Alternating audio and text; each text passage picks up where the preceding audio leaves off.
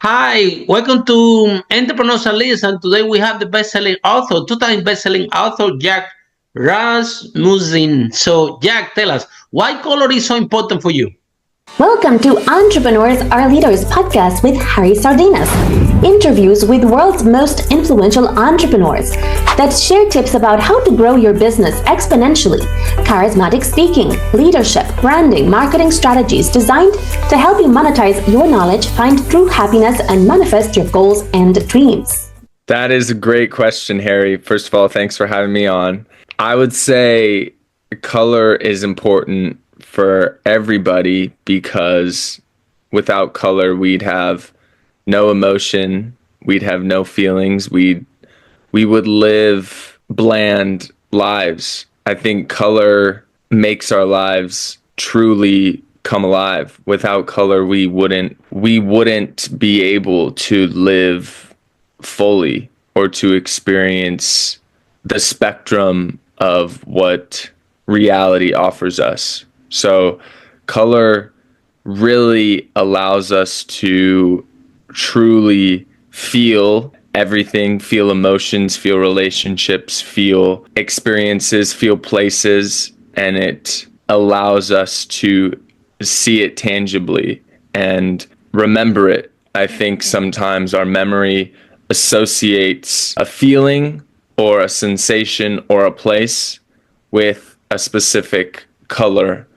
And without color, we wouldn't be able to define a lot of things, even a country's flag or a state's flag or a bird, for example, a blackbird or a bluebird. A lot of things are defined by colors. So we would have a hard time grasping reality without color. A color have different meanings, right? Depends, for example, red means love, yeah? This purple that I wear actually means royalty. The crowns for the kings are done in purple and gold.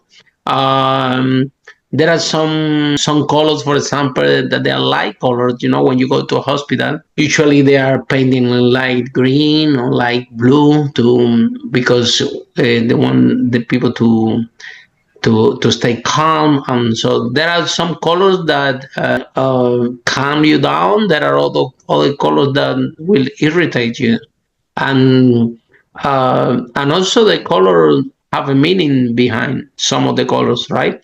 So Mm-hmm. what how do you think that these meanings for the colors have been established? Like, for example, the red is the color of love, or the purple is the color of luxury and royalty with the gold, and then the black. What happened with the black? It's basically no color. It's absorbable. There's no light, right? Mm-hmm. Absorb the light. So basically, it's the absence of light. That's what is for definition the black color. So if the color with no color, Yeah. right? so Yeah. so who standardized this? Who put meanings to those colors, and how these meanings are congruent with the reality that we live today? Yeah, those are great questions. I think each culture, each place, each destination, each civilization has defined color differently based on what is associated with that color in that civilization. And some things are universal. And I think that's why we have three primary colors, because those colors are universal and are present, very present in day-to-day life. So for instance, you kept talking about red. Well, red is one of the three primary colors, and it's in a lot of things. For me, I think red is associated most with roses, right? And I think that's why And we we think love about love. Yeah, that's why we think about love when we think about red. We think about passion. We think about passion, yeah. deep emotion, anger, love, passion, all the intense feelings, because it's also the color of our blood. It's also, so pain, passion. Red yeah, it's my favorite color and has been since I was Is young. it? Ah, wow. Yes. I think it's also has to do with fire Very and difficult heat. color. It's the best. It's the preferred color of my girlfriend also. Yeah, it's a beautiful beautiful color. I think about the heat. Depends how you use it, because she uses it to decorate the house sometimes, and Mhm. there's too much red in the house, like we were talking about. It's a color that particularly it doesn't keep you calm. Yeah. Yeah. Yeah, well When Christmas, it's right? too much around the house, so she love it. It's a favorite color, but to me, is if it's, I think, like all colors, if they're not used in the right proportion and for the right in the right proportion and in the right meaning, right, or what they're supposed Mhm. to be, can have the opposite effect. Yeah. We can Oh, talk about two human absolutely. beings in the same house, me and my girlfriend. Yeah, she loves have red curtains, red plates, red this, red that, and she's Yeah. happy like that. Yeah, and to me, uh, it's it's gave me a lot of anxiety. Have uh, dark colors on the house. Preferred something. So what is your view on this? So then, is it red good? Is it not good? Is it good for some people? Is it not good for other people? Well, you're talking about oversaturation and too much of something. And you should never have one color taking up an entire space. I mean, we're getting into design and feng shui, which is a Japanese concept, and bringing in a peaceful existence through color and what's surrounding you. I don't think you should have. Color plays a big part of this, right? Yes, you should never have one color. Your walls, your desk, your plate, your food, it should never be one. I think it's very hard for No, that. even if it's not one, even if it's, I got a particular thing. Our house, mainly the previous one, it was like this, white and red, basically. Was Mm. white and red, and predominantly was white, but still the Yeah. hints of red that was so dark that it was not predominant. But I can tell you that was around 60-40, easy, 60 white, Okay. 40 red, or 70 white and 30 red, around that. What It still what was too much red for me. you said it was dark red though, so is maroon or Uh, what kind of red if no, you no, had the to normal red, describe? the love red, rose red. Like really bright. Okay. Yeah, I mean in my Really bright hometown, red, yeah. She love it though. My girlfriend love it, red. So Oh the yeah, walls she were loved red. this red. No, the walls were white.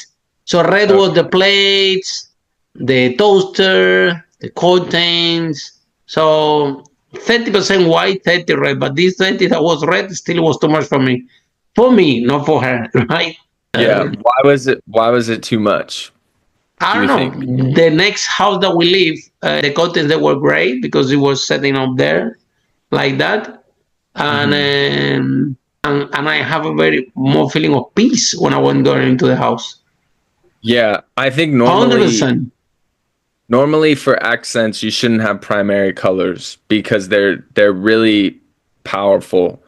Red, yellow, or blue, you don't really have solid red, yellow, or blue as, the walls or curtains because But they they are the they primary colors. They are very they strong, right? take up they really take up, I think, Take over, the right? Yeah, just 100%. a little bit. And I think white is a great use for wall because it's clean. It doesn't take over everything, and you can decorate white pretty easily. And white is all colors together. It's the opposite of black, which is the absence of light, as you said, absence of color. It's just blackness, and white is everything together. It's light. The opposite, So excess of lights. Yeah, yes, you can't go wrong. You can't go wrong with white. And adding I white agree to 100% with you. adding white to any color is great, because it lightens it and it makes it less in your face. It kind You're of talking about pushes Feng Shui, yeah, and exactly, yeah. the And I think greatest teacher worldwide of Feng Shui. Her name is Mary Diamond. She has been in the movie The Secret. mhm, She's actually collaborating with me and my girlfriend Lily, especially with my girlfriend Lily. They launched several books, collaborative books, Global Conscious Entrepreneurs, yeah, with a lot of authors write chapters there. And mhm, there are a lot of Feng Shui masters inside those series of books because they launched more than one. Yeah, and white and gold. Yeah, mhm. is colors that that we have seen that work really good in terms of have very good feng shui for your house. Yeah. So what more color do you recommend for people to have a very good energy when they stay at home? I two colors I really like are that I'm really liking right now are desert, which is basically a light gold, and then I'm really liking pink, which is red and white put together. But Light uh, pink, light one. yeah, like lighter, yeah, like light colors, very light colors. Because I feel very when I see lighter colors, I feel lighter. I feel lighter myself. I feel less weight. It makes me I feel more agree free. with you 100%.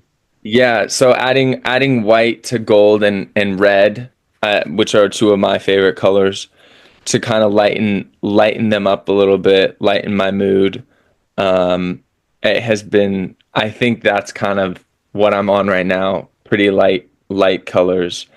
I really like teal too, but I think light red and light gold, I'm really enjoying right now. Mhm.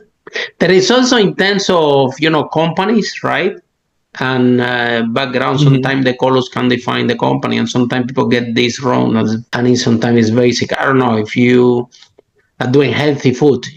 You should be using a type of green. Especially this light green if you're doing healthy food business. Yes. You cannot do a healthy food business and have your lower red, right? It's not Hmm. gonna work.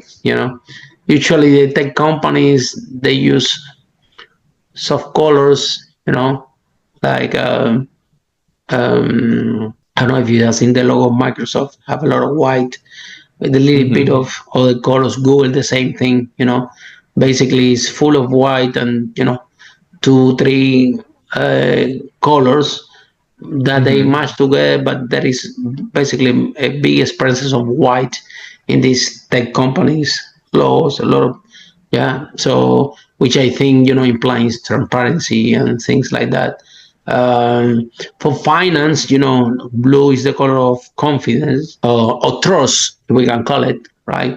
Some spectrums on blue. Yeah. Correct me if I'm wrong because I wrote this long time ago. Maybe, but I think it's around those lines.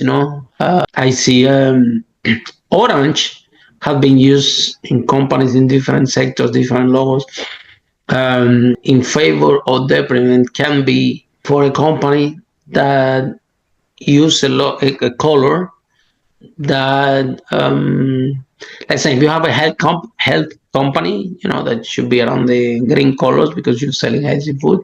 But now you choose, I don't know, orange or blue, for example. Hmm. If you promoting healthy food and then your logo is blue, it's gonna bring a big problem. Number one, because there are no food that they are blue. That's why when people work as a chef, they have the way that Well, they you could have blue tortilla chips, blueberries. Yeah, blueberries, blue tortilla yeah, chips. yeah, dark blue. Well, okay, Well, arguable, but anyway, we're there then. So, what do you think? Do you think really have an influence, or it's just about the interpretation that you just said? That the colors yeah. actually is not relevant. Is the how you build that brand and that meaning behind that color that you choose? Well, bless you. Um, And you, I think I think it depends what you're going for. I think that it can have a detrimental impact but as long as it makes sense. For instance, one of my favorite Mexican restaurants here in my hometown of Los Gatos is called Pedro's. And What is your hometown? What is it? Los Gatos, it's in California. Okay. It's in Northern California. I was born and raised here. And I love Mexican food. It's my favorite food. It's a very colorful food, Mexico. Right. So colors. So many colors. I agree with you. And the name of the restaurant was called Pedro's Cabo Cantina. And it was bright orange. The building was bright orange. Wow. And it felt like Mexico to me, 100%. Every time I saw it, I was like, oh, this is, it's a Latino restaurant. It's orange, and it felt very warm. I knew I was gonna, eat Mexican food. And they redid the whole thing, and now the outside is no longer orange. It's this cream color, this kind of beige tan cream color. And inside the walls are green, and they have a bunch of plants, and it has this different vibe to it, more upscale. It feels like I'm in Cabo a little bit. Lost the touch, right? Yeah. Well, no, I like it. It just has a different vibe to it. And maybe a more, a different city, maybe on the coast of Mexico rather than, Mexico as the whole country as well, yeah. I understand that exactly. because sometimes, and these are beautiful restaurants, I used to own one restaurant, yeah. So the idea is that when you open the door, you travel to that country. If it's a Mexican restaurant, when you open here, it's like you're traveling to Mexico. And exactly. color plays a very important part of it, yeah. I remember that the first time that I do conference all over the world, in different topics, in speaking, leadership, and public speaking, and how to grow companies and so on.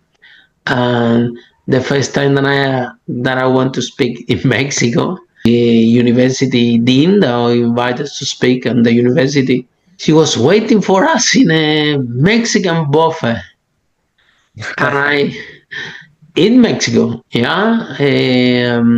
close to Tijuana, actually, because the university was there. One of the branches of the university was there where we need to speak, right? I'm telling you that I never seen most colorful buffet of food in my life, and I do travel a lot. And I have been in Asia, and you name it, right? So the Mexican food is food that is very colorful. I think like Mexico, right? You immediately will find in the buffet a lot of orange, green, yellow, lots of color, and yes. so that's the characteristic of the food or how they are. So that can be. I don't know if you have been in Mexico. I also have been in Mexico. This is how they are very colorful. So, for instwill in London, UK, where I live, you put a restaurant orange in London. And people will ask if you're crazy. Yeah, no, sometimes, if you have to, with the right decoration, it's fine, but you have to be very, very bold to do it, with at the certain step. Yeah, so it's also as well how color impacting cultures as well. You mentioned something very important. For example, for the Incas, the gold, that yellow gold, it was something that that defines the value. Actually, the gold is so valuable. We didn't even define this value. The value was defined by our ancestors. Yeah, they decide that it was beautiful, that it have an amazing bright color, and they assign a value to it. And the people that keep seeing the material, this transfer of value have been assigned to just a metal, that could be sometimes just by definition. I think that the biggest also gold is superconductor. Yeah, that's another. But I think the value is based on the color. If that makes sense. Right, that color defines, our ancestor intrinsic value, at least for the South American cultures, the Incas and the Peruvian, they have, and the Spanish, they were conquering, they went to South America and they were looking for spices. Yeah, so that's why they they sailed looking for spices. They were trying to go to India to look for spices. Yeah, and they got lost and they end up in America. They didn't find so many spices. They find gold. They like when they came back with what they found. Everybody was uh, surprised in the royal family of Spain. So I think that all this is based, even my watch, right? 3 bit gold. Yeah. So in implies luxury, implies power, implies implies also wealth, because if you have loads of it, so it has a meaning as well, and this meaning is us human being who has assigned these meanings. I think to the color, because colors are only colors, right? Exactly. Well, I think gold is a little different because it is also a noun. It's not just an adjective. Whereas, a lot of the colors, we just associate it with the color. But gold is also, we had the gold rush in California. It's a physical entity as well.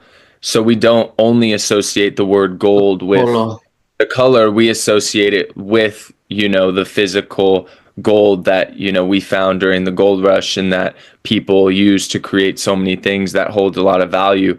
So the gold is a little different because it's associated with more things. And I think that's why we are so attracted to the color gold as well. Whereas red and the other colors, yellow, purple, they're not, studying the etymology of those would be a little different, and where they came from and the roots of those, because they're not attached to there's not a purple, there's nothing associated with the word purple other than the color purple, so I think it would be interesting to look at the roots of all the colors and where they came from and how they came to be, and then also the different languages. I really like red. Red in Spanish is rojo, and then that's very similar. But then some of the other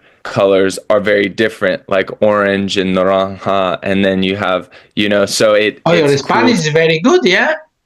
A little bit. But even in orange in English, I think they put the color of the same oranges, right? Yeah. Orange is orange, for instance. You have the fruit. But in Spanish, it also means the same fruit.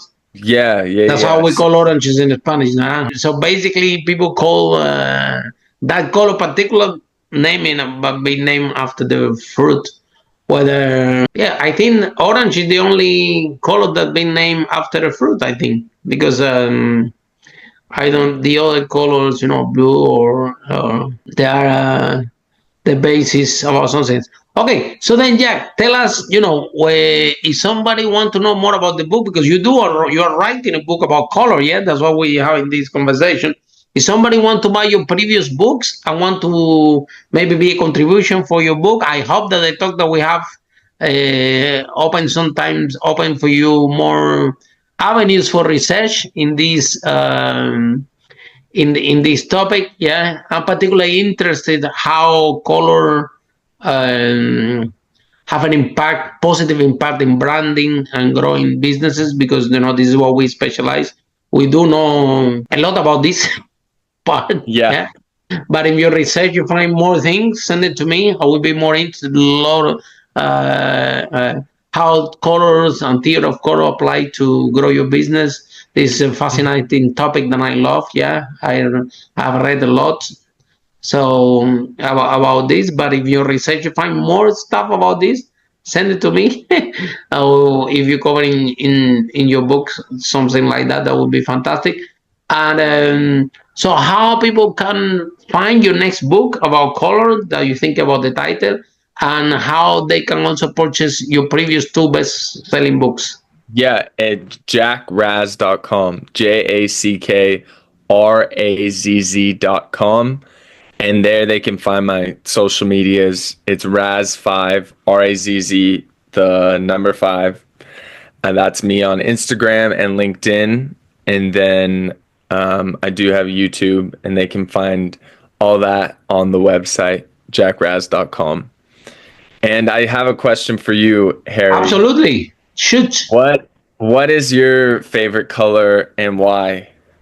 Purple is my favorite color. And why? This is a very good question. Yeah. Has been my favorite color. But then when I started to do some research in theory of color, yeah, I like it. I always dress in purple, yeah, and I also like gold, yeah. And what happened was that these are the colors that I like, and because these are the colors that I like, because these are the colors that I like, I build my business. As you can see, the logos behind me, they are purple and gold, yeah. And because this is, and then my business, because I did that research, and I find out that this is the color for royalty, right? We do have a lot of luxury products or high-end products for wealthy entrepreneurs. Yeah, we do luxury business awards. We do workshops. Well, a lot of successful people and celebrities has attended to our trainings, and also to our workshops. Yeah, but also, we want to help. We want everybody to become wealthy. Yeah, and happy and healthy, and when we create an experience for our clients and they feel, that space, yeah, not meaning wealthy, having millions in your bank account, but being wealthy to be grateful for what you have, to be the freedom that you have to live the life in a way you like it. Look at you, very good, you love writing books, and this is what you're doing, parallel with all these things, but you're clearly passionate about this. Yeah. My girlfriend owns a book publishing company, so I'm big fan of books. Yeah. So we have a lot of books, and I wrote several, and so I know what you're going through writing books. It's a tough job. So I applaud you and congratulations for that. Thank you for the question. Yeah. And my girlfriend, I already told you, red. Yeah.